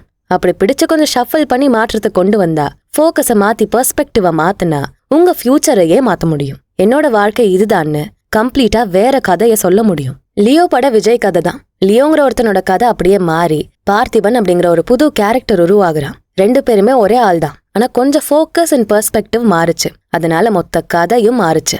லைஃபை லைட்டா ஆல்டர் பண்ணணும், ஃபியூச்சரும் ஆல்டர் ஆகும். கனவுல தான் உங்களை யாருமே கண்ட்ரோல் பண்ண முடியாது. அதுதான் 4th dimensional திங்கிங். நம்ம கடந்த காலம் எதிர்காலம் எல்லாத்தையும் ரீஅரேஞ்ச் பண்ணி நமக்கு கனவா கொடுக்கும். நம்ம எழுந்திருச்சு சுயநினைவோட செயல்படுற மாதிரி இது இருக்காது. ஏன்னா இப்ப நம்ம முழிச்சுக்கிட்டு இருக்கப்போ எல்லாமே சீரா ஒரு சீக்வன்ஸ்ல நடக்கும். ஆனா கனவுல அப்படி இல்ல, எல்லாமே குழம்பி மிக்ஸ்அப் ஆகி நடக்கும். நம்ம சாதாரணமா ரோட்ல நடந்துட்டு இருப்போம், ஆனா திடீர்னு வானத்துல பறப்போம். எதுவுமே ஒரே சீக்வன்ஸ்ல நடக்காது. ஆனா இந்த ஈவென்ட்ஸ் எல்லாமே ஃபியூச்சர்ல கண்டிப்பா நமக்கு நடக்க போறதுதான். அதுதான் முன்னாடியே கனவா இங்க வெளிப்படுது. சோ இந்த கனவெல்லாம் நம்ம டீகோட் பண்ணி பார்த்தோம்னா நிறைய ஈவென்ட்ஸ் நமக்கு புரிய வரும். நாம எதிர்பார்த்த ஒண்ணுதான் கனவா வந்திருக்கு. மேபி இது எதிர்காலத்துல நடக்க போகுதுன்னு நமக்கு புரிய ஆரம்பிக்கும். ஆத்தர் தன்னோட கனவை சொல்றாரு. என் கனவுல நான் என்னோட அபார்ட்மெண்ட் பில்டிங்ல இருக்க ஒரு ரெஸ்டாரண்ட்டுக்கு ஏதோ ஒரு பேக்கேஜை டெலிவர் பண்றேன். என் கனவுல இருந்த ஹாஸ்டஸ் இது நீங்க இப்படியே இங்கேயே விட்டுட்டு போக கூடாதுன்னு சொன்னாங்க. அப்புறம் லிஃப்ட் ஆப்ரேட் பண்ற ஒருத்தர் என் கையில சில லெட்டர்ஸை கொடுத்தாரு. நான் அவருக்கு நன்றி சொன்னேன். அவரும் எனக்கு நன்றி சொன்னாரு. அப்புறம் நைட் ஆச்சு. திரும்ப அந்த லிஃப்ட் ஆப்ரேட்டர் நான் பார்த்தேன். அவர் எனக்கு கை அசைச்சாரு. இதுதான் என்னோட கனவு. அடுத்த நாள் என் கனவுல வந்த அதே ஈவென்ட்ஸ் நிஜத்திலயும் நடந்துச்சு. ஆனா ஆர்டர்ஸ் வேற மாதிரி இருந்துச்சு. முதல்ல நான் அபார்ட்மெண்ட்டை விட்டு வெளியே போறப்போ நான் சில லெட்டர்ஸை என் கதவு கிட்ட இருந்து எடுத்தேன். அப்புறம் நான் என் வீட்ல இருந்து வெளியே வந்தேன். அங்கதான் அபார்ட்மெண்ட்டோட லிஃப்ட் ஆப்ரேட்டரை பார்த்தேன். நான் அவருக்கு டிப்ஸ் கொடுத்தேன். என் லெட்டர் எல்லாம் நீங்க கொடுத்ததுக்கு நன்றின்னு சொன்னேன். அவரும் நீங்க டிப்பு கொடுத்ததுக்கு நன்றின்னு சொல்லிட்டு போனாரு. நான் வெளியே போயிட்டு வீட்டுக்கு திரும்ப வந்தேன். அங்க ஒருத்தர் டெலிவரி மேன் நீ இங்க இதெல்லாம் விட்டுட்டு போக கூடாது அப்படின்னு சொன்னாரு. நான் லிஃப்ட்ல ஏற போனப்போ ரெஸ்டாரண்ட்ல அடிக்கடி பாக்குற ஒரு முகத்தை நான் பார்த்தேன். அவங்க தான் அந்த ஹோஸ்டஸ். என்ன சிரிச்சு வரவேத்தாங்க. அன்னைக்கு நைட்டு என் வீட்டுக்கு வந்த கெஸ்ட் எல்லாரையும் நான் லிஃப்ட்ல ஏத்தி விட்டப்போ லிஃப்ட் ஆப்ரேட் பண்ணவரு எனக்கு குட் நைட் சொல்லி கை காட்டினாரு. இந்த எக்ஸாம்பிள் படி என்னோட ட்ரீம் ஒன்னா கம்பைன் ஆயிருச்சு. இது எல்லாமே ரீஅரேஞ்ச் ஆகி என் நிஜ வாழ்க்கையில ஒரு சீக்வன்ஸா உருவாகி நடந்துச்சு. அப்படியே என் கனவுல வந்ததுதான் நிஜத்துல கொஞ்சம் ஆர்டர் மாதிரி நடந்திருக்கு. சோ இனி நடக்க போறத நம்ம கனவுல பார்க்க முடியும். நம்ம கனவுல பார்த்தது வெவ்வேறு ஆர்டர்ல வெவ்வேறு தருணத்துல நிஜமா நடக்கும். இப்ப நமக்கு நடந்த சில விஷயங்கள் எல்லாம் வெவ்வேறு இடங்கள்ல வெவ்வேறு தருணங்கள்ல ரீஅரேஞ்ச் பண்ணி பார்த்தோம்னா அது எல்லாமே நமக்கு ஒரு தனி கனவா கிடைக்கும். அப்படியே டிஃப்ரெண்டா இருக்கும். சோ நம்ம 4th டிமென்ஷன்ல நம்ம கவனத்தெல்லாம் கட்டுப்படுத்தணும்னா டைமையும் சேர்த்துதான் சொல்றேன். அதை கட்டுப்படுத்தணும்னா நம்மளால 3 dimensional ரியாலிட்டியான இந்த உலகத்தை மாத்திக்க முடியும். இதை பிராக்டிஸ் பண்றதுக்காக ஒரு டெக்னிக் இருக்கு. Controlled waking dream. இந்த டெக்னிக்கை பொறுத்தவரை நமக்கு எது நடக்கணும், எந்த மாதிரி வாழணும்னு ஆசை வச்சிருக்கோமோ அந்த எதிர்கால ஈவென்ட்ஸ் எல்லாத்தையும் கற்பனை பண்ணணும். லைக் முழிச்சுக்கிட்டே நம்ம கனவு காண்ற மாதிரி, கிட்டத்தட்ட பகல் கனவு காண்ற மாதிரி தான். இதை எப்படி செய்யறதுன்னா ஸ்டெப் நம்பர் 1, விஷனை உருவாக்கணும். ஒரு உதாரணத்தை எடுத்துக்கலாம். நீங்க ரொம்ப நாள் கிடைக்கணும்னு ஆசைப்பட்ட அந்த வேலை உங்களுக்கு கிடைச்சிருச்சு. இதுக்கு நம்ம சென்சரி இம்ப்ரெஷன்ஸை உருவாக்கணும். அதாவது மனசார அதை உண்மைன்னு நம்ப வைக்கிற அளவுக்கு கற்பனை பண்ணணும். என்ன பண்ணலாம்? இமேஜின் பண்ண போறோம். உங்க கையில அந்த வேலைக்கான ஆஃபர் லெட்டர் இருக்கு. இன்டர்வியூவர் உங்களுக்கு வாழ்த்து சொல்றாரு. நீங்க செம்ம சந்தோஷமா இருக்கீங்க. உங்களுக்கு பெரிய பாரமே குறைஞ்ச மாதிரி இருக்கு. ஸ்டெப் நம்பர் 2, ரிலாக்ஸ் ஆகணும். நீங்க ஆசைப்பட்ட நிலையை தூண்டணும். சேர்ல பெட் மாதிரி கம்ஃபர்டபுளான ஒரு இடத்த சூஸ் பண்ணுங்க. உங்க கண்களை மூடி நல்லா மூச்சு விடுங்க. உங்க மைண்டை அமைதிப்படுத்துங்க. ரிலாக்ஸ் ஆன நிலையை நீங்க அடையணும். கிட்டத்தட்ட தூங்குற மாதிரி தான். ஆனா உங்க எண்ணங்கள்ல கான்ஷியஸா இருக்க போறீங்க. அரகுற தூக்க போதையில இருக்க மாதிரி ரிலாக்ஸ்டான நிலை. அடுத்து ஸ்டெப் நம்பர் 3, நீங்க ஆசைப்பட்ட அந்த நிலையை அடையிற மாதிரி எக்ஸ்பீரியன்ஸ் பண்ணணும். ஆபீஸ்ல நீங்க உட்காந்துருக்கீங்க. உங்க பேர் சொல்லி HR ரூமுக்கு கூப்பிடுறாங்க. HR உங்க கையில லெட்டர் கொடுக்குறாரு. அதை பிரிச்சு பார்த்தா ஜாப் ஆஃபர் லெட்டர். அந்த லெட்டர் வந்திருக்க பேப்பரை ஃபீல் பண்ணுங்க. அதோட வெயிட்டை ஃபீல் பண்ணுங்க. HR உங்களுக்கு வாழ்த்துக்கள் சொல்றாரு. அவரோட அந்த குரலை ஃபீல் பண்ணுங்க. உங்களுக்கு செம்ம ஜாலியா இருக்கு. ஏன்னா கிடைக்கணும் நீங்க ரொம்ப ஆசைப்பட்ட வேலை உங்களுக்கு கிடைச்சிருக்கு. அப்போ உண்மையா நீங்க எவ்வளவு ஹாப்பியா ஃபீல் பண்ணுவீங்க. அந்த ஜாப் ஆஃபரை வாங்கிட்டு எவ்வளவு பெருமையா எழுந்து வருவீங்க. இப்படி துல்லியமா கற்பனை பண்ணணும். அடுத்து ஸ்டெப் நம்பர் 4, இதை ரியாலிட்டியா மாத்துங்க. கற்பனையை நீங்க முடிக்கிறப்போ நீங்க துல்லியமா கற்பனை பண்ண எல்லாமே, நீங்க ஃபீல் பண்ண எல்லாமே நிஜமா நடக்க போகுதுன்னு நம்பிக்கையோட முடிக்கணும். இது எப்படி நிஜமாகும்னு கவலைப்பட வேண்டாம். நீங்க நினைச்சதெல்லாம் அடைஞ்சிட்டீங்கன்னு மனசார சந்தோஷமா ஃபீல் பண்ணி கொண்டாடுங்க. இந்த கண்ட்ரோல்டு வேக்கிங் ட்ரீம் டெக்னிக்கை நீங்க ஃபாலோ பண்றப்போ ஒரு ப்ளூ பிரிண்ட்டை உருவாக்குறீங்க. இப்படிதான் எல்லாமே நடக்க போகுதுன்னு ஒரு ரோட் மேப் போட்டு வைக்கிறீங்க. இது மூலமா நீங்க ஆசைப்பட்டு கற்பனை செஞ்சதெல்லாம் நிஜ வாழ்க்கையிலும் உண்மையா நடக்கும். உங்க ஃபியூச்சரே இந்த டெக்னிக் மாத்திரும். திரும்ப இந்த டெக்னிக்கை எக்ஸ்பிளைன் பண்றேன். முதல்ல உங்களுக்கு என்ன வேணும், நீங்க எதை அடைய ஆசைப்படுறீங்கன்னு தெளிவா தெரிஞ்சுக்கோங்க. உங்களுக்கு புது ஜாப் வேணும்னா என்ன ஜாப்னு தெளிவா சொல்லணும். எந்த கம்பெனில உங்களுக்கு ஜாப் கிடைக்கணும்னு தெளிவா சொல்லணும். உங்களுக்கு வேண்டியதுல தெளிவா இருக்கணும். அடுத்ததா நீங்க ஆசைப்பட்ட அந்த இலக்கை அப்படியே கற்பனை பண்ணுங்க. இது நீங்க ஜாப் ஆஃபர் லெட்டர் வாங்குறதா இருக்கலாம், இல்ல போன் கால்ல உங்களுக்கு வேலை கிடைச்சிருக்கிற சொல்றதா இருக்கலாம். எதுவா வேணாலும் இருக்கலாம். ஆனா கற்பனை தான் எல்லாமே. ஒரு அமைதியான இடத்த சூஸ் பண்ணுங்க.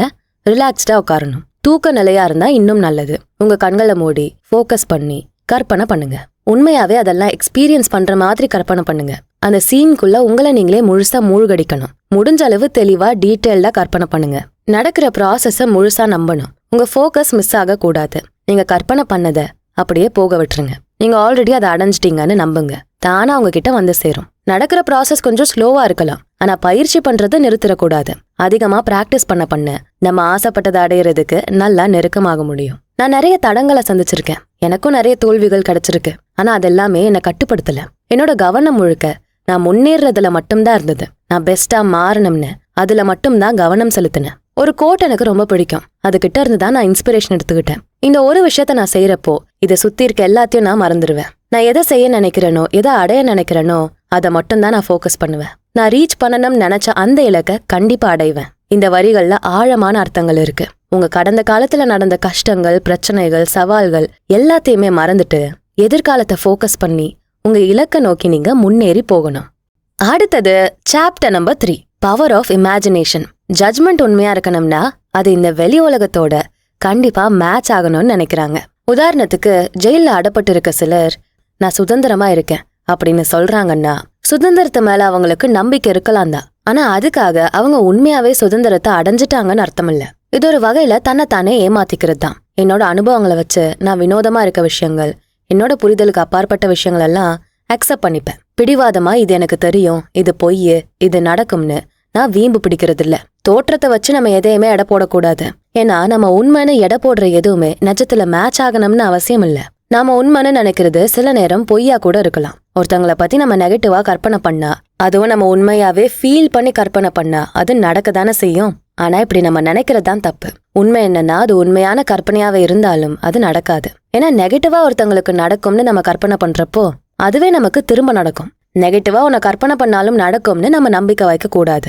இது பொய்யான முடிவை தான் கொடுக்கும். நம்ம ஐம்புலன்களும் சொல்ற விஷயங்களை தாண்டி நம்ம பார்க்கணும். ஒவ்வொருத்தவங்களோட பாசிட்டிவான சைட, பெஸ்ட் வெர்ஷனை தான் நம்ம பார்க்கணும். அவங்க எப்படி இருக்கணும்னு நம்ம நினைக்கிறோமோ அப்படி பாசிட்டிவா அவங்கள கற்பனையில உருவாக்கணும். என்னோட அம்மா அப்பாலாம் பாசிட்டிவா இருக்கணும்னு நீங்க ஆசைப்பட்டீங்கன்னா என்னோட அம்மா அப்பா ஏற்கனவே பாசிட்டிவா தான் இருக்காங்கன்னு நீங்க நம்பி அவங்கள அந்த கோணத்துல கற்பனை செய்யணும். நம்மளோட கற்பனை மூலமா அடுத்தவங்களையுமே நம்ம மாத்திக்க முடியும். இது உண்மையாவே நமக்கு ஆச்சரியத்தையும் கொடுக்கணும் ஆத்தர் சொல்றாரு. நான் ட்ரெடிஷனல் முறையில பள்ளிக்கூடம் எல்லாம் போகாம கற்பனையோட சக்தியில தான் நான் அதிக கவனம் செலுத்தினேன்.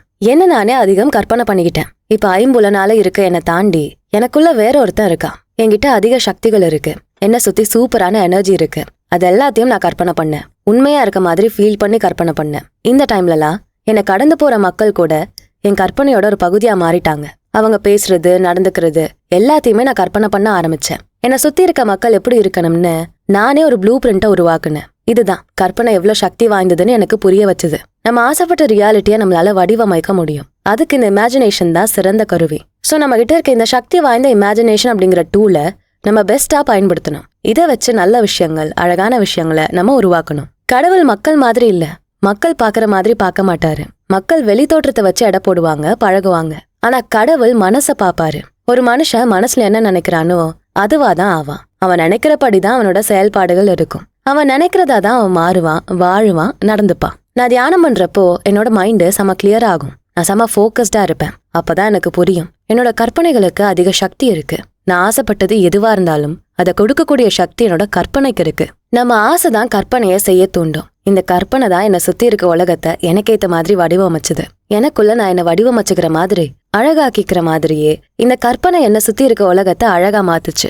முதல்ல நான் மனுஷனை பாக்குற மாதிரி, குறிப்பிட்ட சீனை பாக்குற மாதிரி ஆசை வச்சுப்பேன். அந்த ஆசையை நான் கொஞ்சம் கொஞ்சமா பாக்குறப்போ நான் என்ன பார்க்க ஆசைப்பட்டேன்னு அதையே பார்ப்பேன். நல்லா கற்பனை பண்ணுவேன். உண்மையாவே அதை பாக்குற மாதிரி இருக்கும். உண்மையாவே அதை ஃபீல் பண்ணுவேன். அப்புறம் அது நிஜமாவும் நடக்கும். நான் ஆசைப்பட்டு கற்பனை செஞ்ச சீனை மனுஷனா நான் நிஜ வாழ்க்கையிலயும் பார்ப்பேன். அடுத்ததா நான் சில விஷயங்களை காதால கேட்கணும்னு ஆசைப்படுவேன். அது கேக்குதான்னு நான் நல்லா லிசன் பண்ணுவேன். உண்மையா கேக்குதுன்னு ஃபீல் பண்ணுவேன். நல்லா கற்பனை பண்ணுவேன். நான் எதை சொல்ல நினைச்சனோ அதை நான் கற்பனை பண்ண அந்த வாய்ஸ் சொல்லும். நான் தான் உண்மையா அந்த மெசேஜை அனுப்புன மாதிரி இருக்கும். நான் என்னோட பாயிண்ட ப்ரூவ் பண்ண நிறைய எக்ஸாம்பிள்ஸை சொல்ல முடியும். நம்ம கற்பனை செய்யற எல்லாமே உண்மையா நடக்கும். இது வரைக்கும் இந்த மாதிரி கற்பனை நிஜமானதை அனுபவப்பட்டது இல்லைன்னா அவங்கெல்லாம் நான் சொல்ற எக்ஸாம்பிள்ஸை நம்ப மறுப்பாங்க.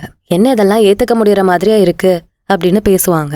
ஆத்தர் சொல்ற மாதிரி நமக்கே இது நிறைய நடந்திருக்கும் தான். தனியா இருக்கப்போ ஏதோ சத்தம் கேக்குதுன்னு நம்ம நினைப்போம். அதே மாதிரி சத்தம் கேட்கும். ஆழமான தியானத்துல நம்ம இருக்கப்போ கண்ணுக்கு தெரியாம இருக்க விஷயங்கள் எல்லாம் என் கண்ணுக்கு தெரியணும்னு நான் கேட்டேன். அது என் கண்ணுக்கு தெரிஞ்சது மட்டும் இல்லாம இந்த நிஜ உலகத்திலயுமே உருவாச்சு.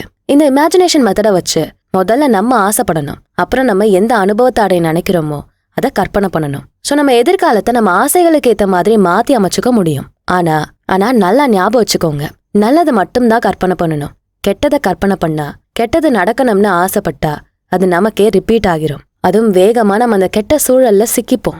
நல்லது இருக்கு, கெட்டது இருக்கு. நம்ம நல்லதை மட்டும்தான் சூஸ் பண்ணிக்கணும்.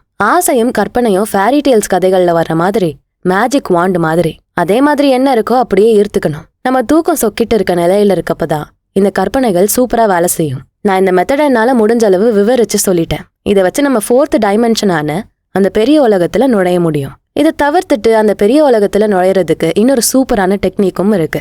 நம்ம கனவுகளை பொறுத்தவரை நம்ம விஷன்ஸை கண்ட்ரோல் பண்ண மாட்டோம். விஷன்ஸ் தான் நம்மள கண்ட்ரோல் பண்ணும். அதாவது கற்பனைகள் தான் நம்மள கண்ட்ரோல் பண்ணும். ஆனா நம்ம உள்ளுக்குள்ள யாருக்கும் வெளியே தெரியாம பண்ண அந்த கற்பனை இந்த வெளி உலகத்துல நிஜமாகும். இந்த உலகத்துல இருந்து பெரிய உலகத்துக்கு நம்ம மூவ் ஆகும். வேற டைமென்ஷன்ல நுழைவோம். நம்ம கனவுல வர்றதெல்லாம் 2D இமேஜஸா இருக்காது. 3Dயை விட வித்தியாசமான விஷயங்கள் எல்லாம் இமேஜஸா கனவுல வரும். சைக்காலஜிஸ்டும் இதுதான் சொல்றாங்க. சும்மா நம்ம போட்டோஸ்ல பாக்குற 2D இமேஜஸ் மாதிரி எல்லாம் கனவுல வராது. எல்லாமே ரொம்ப ரியலிஸ்டிக்கா இருக்கும். அதனாலதான் தூங்கி கண்ணை முழிச்சா படபடப்புல இருப்போம். அடச்சா இது கனவா அப்படின்னு சொல்லுவோம். 4 டைமென்ஷன் உலகத்துல இருந்து வந்த நிஜம்தான் நம்ம காணக்கூடிய கனவுகள் எல்லாம். அது நம்ம கூட நல்லா இன்ட்ராக்ட் பண்ணும். நான் ஒன்னு கண்டுபிடிச்சேன். நான் கனவு தான் காண்றேன்னு எனக்கு தெரிய வந்துருச்சுன்னா கனவுல பிடிச்சுக்கிற மாதிரி பொருள் ஏதாவது இருந்தா, சேர், டேபிள், படி, மரம், இந்த மாதிரி பொருள் ஏதாவது இருந்தா அதை பிடிச்சுப்பேன். பிடிக்க சொல்லிட்டு நான் தூக்கத்துல இருந்து எழுந்துப்பேன். இதை செய்யறப்போ அந்த பொருள் கிட்ட இருந்து யாரோ என்ன ஃபோர்ஸ் பண்ணி இழுக்கிற மாதிரி இருக்கும். நிறைய பிடிச்சிட்டு இருக்கேன் கனவுல. எழுந்துக்கிறப்போ என்ன ரொம்ப புல் பண்ணி நான் எழுந்துப்பேன். கனவுல இருந்து நான் இந்த ரியாலிட்டிக்கு வர்றது எனக்கு நல்லாவே ஃபீல் ஆகும். திரும்ப நான் படுத்துட்டு வேற உலகத்துல எழுந்துப்பேன். கனவுல நான் பிடிச்ச அதே பொருளை பிடிச்சுக்கிட்டு இருப்பேன். இனி என்னோட கனவு என் கண்ட்ரோல்ல. நான் தான் என் கனவை கண்ட்ரோல் பண்றேன்னு புரிஞ்சுக்கிட்டு செம்ம கான்ஷியஸா இருப்பேன். என்னோட அட்டென்ஷன் ஃபுல்லாவே அந்த கனவுல தான் இருக்கும். நான் கனவு காண்றேன், ட்ரீம்ல தான் இருக்கேன். ஆனா ஃபுல் கான்ஷியஸோட இருக்கேன். நம்ம எண்ணங்களை நம்மளால கட்டுப்படுத்த முடிஞ்சிட்டா போதும். நம்ம ஆசைகள் எல்லாத்தையுமே இங்க நிஜ வாழ்க்கையில பார்க்க முடியும். 3D உலகத்துல நாம ஆசைப்பட்ட எல்லாமே லேட்டா தான் கிடைக்கும். ஆனா 4D மாதிரி நிறைய டைமென்ஷன்ஸ் இருக்க உலகம் இருக்கு. அங்க நாம நினைக்கிற எல்லாமே உடனே நடக்கும். வெளி உலகம் உடனே மாறும். நாம நினைச்ச மாதிரி மாறும். மாச கணக்குல வருஷ கணக்குல வெயிட் பண்ணி ஆசைப்பட்டதை அடைய வேண்டிய அவசியம் இல்ல. நம்ம ஏற்கனவே அனுபவிச்ச மாதிரி நம்ம ஆசைகள் எல்லாத்தையும் பார்க்க தயாரா இருக்கப்போ நம்மளோட ஆசைகள் எல்லாம் உடனே நிறைவேற தயாரா இருக்கும். இந்த 4D டைமென்ஷன்ல நீங்க சண்டை போட வேண்டிய தேவை இல்ல. எனக்கு இந்த பதவி வேணும், அந்த பதவி வேணும்னு அடிச்சுக்க வேண்டிய அவசியம் இல்ல. ஏன்னா இந்த உலகம் 3 டைமென்ஷனை தாண்டி போய்கிட்டே இருக்கும். நம்ம ஆசைகளுக்கு ஏத்த மாதிரி நம்மளோட இந்த 3D உலகத்தை வடிவமைச்சுக்க தான் இமேஜினேஷனோட சக்தியை யூஸ் பண்ணணும். நீங்க பார்க்க கேட்க கேட்க உங்களோட கற்பனை கைய வச்சு தொட நீங்க சும்மா நினைக்கிறது எல்லாமே நிஜமாகிட்டே இருக்கும். இது கேட்க முட்டாள்தனமா இருக்கலாம். இப்படி நீங்க சந்தேகப்படுறதுதான் உண்மையான தடையே. நம்மளோட எல்லா ஆசைகளையும் நிஜமாக்க கான்ஷியஸா எப்படி பயிற்சி பண்ணணும்னு நானே செஞ்சுட்டு இருக்கேன். உங்களுக்கு சொல்லியும் தந்திருக்கேன். என்னோட எக்ஸ்பீரியன்ஸ் வச்சு நான் சொல்றேன். உங்களோட எண்ணங்கள் இப்ப இருக்க இந்த ரியாலிட்டியோட மேட்ச் ஆகலனாலும், இந்த உலகத்துல இல்லாத ஒன்னா இருந்தாலும், கற்பனையில மட்டுமே இருக்கிறதா இருந்தாலும், அது இந்த உலகத்துல இருக்க ரியாலிட்டிய கண்டிப்பா ஏதோ ஒரு வகையில மாத்தும். டிராகன்ஸ் எல்லாம் இல்ல, அழிஞ்சு போச்சு. ஆனா அதை நீங்க கற்பனை செய்றீங்க, அதுக்கு நீங்க ஆசைப்படுறீங்க அப்படின்னா அது நிஜமா அப்படியே நடக்கணுங்கிற அவசியம் இல்ல. கொஞ்சம் மாற்றமான வேற வழியில அது இந்த உலகத்துல மாற்றத்தை ஏற்படுத்தும். இந்த புக்கை நான் ஏதோ அற்புதத்துல ஒரு புக்கு அப்படிங்கிற மாதிரி பிரமிக்க எழுதல. நான் மக்களை அவங்களோட ஒரே ஒரு ரியாலிட்டிக்கு திரும்ப கூட்டிட்டு போக கைட் பண்றதுக்காக தான் இந்த புக் எழுதினேன். கான்ஷியஸ்னஸோட நம்ம கற்பனை செஞ்சா அந்த கற்பனைகள் கூட நிஜமாகும். இந்த லா ஆஃப் கான்ஷியஸ்னஸை வேலை செய்ய வைக்க நமக்கு எந்த வெளி உதவியும் தேவையில்ல. நமக்கான பெஸ்ட் டெஃபினிஷன் ஐ ஆம். இதுதான் நான் மட்டும் அப்படிங்கிற அந்த வேர்ல இருந்து தான் எல்லாமே வளர ஆரம்பிக்கும். நான் செல்வந்தன், நான் வெற்றியாளன், இப்படி எல்லாமே ஐ ஆம் தான். நான் யாரு? இந்த கேள்விக்கு நீங்க எப்படி பதில் சொல்ல போறீங்க? இந்த உலகத்தோட நாடகங்கள்ல நீங்க என்ன நடிப்பை நடிக்கிறீங்களோ, என்ன கதாபாத்திரத்துல நடிக்கிறீங்களோ அதுலதான் பதில் இருக்கு. நீங்க இந்த உலகத்துல யாரா இருக்கீங்களோ அதை வச்சுதான் நான் யாருங்கிற கேள்விக்கு நீங்க பதில் சொல்ல முடியும். நான் பணக்காரனா, நான் வெற்றியாளனா, இந்த கேள்விக்கான பதில் உங்ககிட்ட மட்டும்தான் இருக்கு. வெளியே உள்ளவங்க நீங்க யாருன்னு சொல்லலாம், ஆனா அது வெறும் தோற்றத்தை வச்சுதான். உண்மையாவே நீங்க யாருன்னு உங்களுக்கு மட்டும்தான் தெரியும். உங்களை பத்தி நீங்க என்ன நினைக்கிறீங்க, இதுதான் உங்க கேள்விக்கான பதில். ஆனா இந்த பதில் இந்த உலகத்தோட ரியாலிட்டி கூட ஒத்து போகணும் அப்படிங்கிற எந்த அவசியமும் இல்ல. உண்மையான நீங்க இந்த உலகத்துல இல்ல, கற்பனை உலகத்துல வாழ்ந்தாலும் பரவாயில்ல. நீங்க யாருங்கிறது உங்களுக்கு நல்லா தெரிஞ்சா போதும். உங்களுக்கு மட்டும் தெரிஞ்சாலே போதும். ஒவ்வொரு நியூ இயருக்கும் நான் இப்படி இருக்கணும், அப்படி இருக்கணும் அப்படின்னு நீங்க உறுதிமொழி எடுத்திருப்பீங்க. அந்த உறுதிமொழிகள் எல்லாம் திரும்ப பாருங்க. அதெல்லாம் நீங்க கடைபிடிக்கல. என்ன காரணம்? அதெல்லாம் கொஞ்ச காலம் வாழ்ந்தாச்சு, அப்புறம் இறந்து போச்சு. நான் அப்படி இருக்கணும், இப்படி இருக்கணும் நீங்க எடுத்த உறுதிமொழிகள் எல்லாம் ஏன் கொஞ்ச நாட்கள் வாழ்ந்து இறந்து போயிடுச்சு? ஏன்னா அதை வேரோட வெட்டி வீசிட்டாங்க. கொஞ்ச நாட்கள் மட்டுமே வளர்ற செடியாதான் நாம அதை பார்த்தோம். அதனாலதான் ஒவ்வொரு நியூ இயருக்கு எடுக்கிற ரெசல்யூஷன்ஸும் நிலைக்கிறது இல்ல. ஒரு வருஷம் கூட நிலைக்கிறது இல்ல. நீங்க யாரா இருக்கணும்னு ஆசைப்படுறீங்களோ அதுவாதான் நீங்க இருக்க மாதிரி நினைச்சுக்கோங்க. உங்க ஆசையை நீங்க ஏற்கனவே அடைஞ்ச மாதிரி நீங்க கற்பனை பண்ணுங்க. அந்த கற்பனையிலேயே நீங்க உண்மையா ஃபீல் பண்ணி வாழணும். உங்க ஆசைகள் எல்லாத்துக்கும் உண்மையா இருங்க. நான் பணக்காரனாக ஆசைப்பட்டேன், அதுதான் உங்க ஆசை. இப்போ நான் பணக்காரனாதான் வாழ்ந்துகிட்டு இருக்கேன். இப்படி வலுவான வேரூன்றி நாம செயல்படணும். அப்பதான் அது நிலைச்சு நிக்கும். வேரூன்றி நிலையா நிக்கணும்னா அதுக்கு ஆல்ரெடி நம்ம அப்படியே வாழ்ந்துகிட்டு இருக்க மாதிரி நம்ம செய்ய வேண்டிய கற்பனைகள் தான் ரொம்ப ரொம்ப முக்கியம். நம்மளோட அந்த ஐ ஆம் இதுதான் எல்லாத்தோட மேனிஃபெஸ்டேஷனுக்கு ரூட். இந்த ஐ ஆம் அப்படிங்கிற வார்த்தையை யூஸ் பண்ணி தான் நம்ம எல்லாத்தையும் சீக்கிரம் மேனிஃபெஸ்ட் பண்ண முடியும். ஐ ஆம் த மோஸ்ட் சக்சஸ்ஃபுல் பர்சன். நான் தான் சிறந்த வெற்றியாளன். இப்படி நான் தான் அப்படிங்கிற வார்த்தையை அழுத்தமா சொன்னா மேனிஃபெஸ்ட் பண்ண முடியும். நம்ம கான்சியஸ்னஸை தாண்டி வேற வழியில எங்கேயும் பவர் இல்ல. இந்த கான்சியஸ்னஸ் தான் நமக்கு வாழ்க்கையவே உருவாக்கி கொடுக்கும். அதை வேலை செய்ய வைக்க தான் கற்பனையை நம்ம டூலா யூஸ் பண்றோம். இமேஜினேஷனோட சக்தி பயங்கரமா வேலை செய்யும். இதை சரியா யூஸ் பண்ணா அவங்களோட விதிக்கே அவங்க மாஸ்டர் ஆக முடியும். இதுதான் எனக்கு ஆசைன்னு அவங்க எந்த ஆசையை நினைச்சாலும் இந்த இமேஜினேஷனோட பவரை வச்சு நம்ம வேலை செய்ய வைக்க முடியும். அடுத்து chapter number 4. No one to change but self. நம்ம இதுவா ஆகணும்னு ஆசைப்படுறோம். அது எதுவுமே வெளியே இருந்து நமக்கு வராது. அது நமக்குள்ளேயே நம்மளோட ஒரு பகுதியா தான் இருக்கு. உதாரணத்துக்கு நான் பணக்காரன் ஆகணும்னு நீங்க ஆசைப்படுறீங்கன்னு வச்சுப்போம். வெளியே இருந்து ஏதோ ஒரு எனர்ஜி வந்து உங்க கூட ஒட்டிக்கிட்டு உங்களை பணக்காரன் ஆக்க போறதில்ல. ஆல்ரெடி உங்களுக்குள்ள நீங்க பணக்காரனா இருக்கீங்க. அந்த பணக்காரனை தான் நம்ம வெளியே கொண்டு வரணும். நாம இதுவா ஆகணும்னு ஆசைப்படுற எல்லாமே நமக்குள்ளதான் இருக்கு. அதை வெளிக்கொண்டு வர சக்தியும் நம்ம கிட்ட தான் இருக்கு. ஆத்தர் நெவில் சொல்றாரு, த சர்ச் புக்ல நான் 2 வருஷத்துக்கு முன்னாடி ஷேர் பண்ண என்னோட அனுபவத்தை திரும்ப நான் பகிர ஆசைப்படுறேன். லா ஆஃப் கான்சியஸ்னஸ் எப்படி வேலை செய்யும், அதுதான் நம்ம வாழ்க்கையை மாத்திக்க ஒரு வழின்னு புரிய வைக்க நான் உங்களுக்கு என்னோட அனுபவத்தை சொல்றேன். நான் கடல்ல இருந்தேன். ரொம்ப அமைதியா இருந்தது. நான் சரியான நிலையில தியானம் பண்ணிட்டு இருந்தேன். அப்பதான் எனக்கு ஒரு ஞானோதயம் வந்தது. நான் பாக்குற எல்லாத்தையும் தப்பா பார்க்காம ஜட்ஜ் பண்ணாம நல்லதா தூய்மையா மட்டும் பார்த்தது.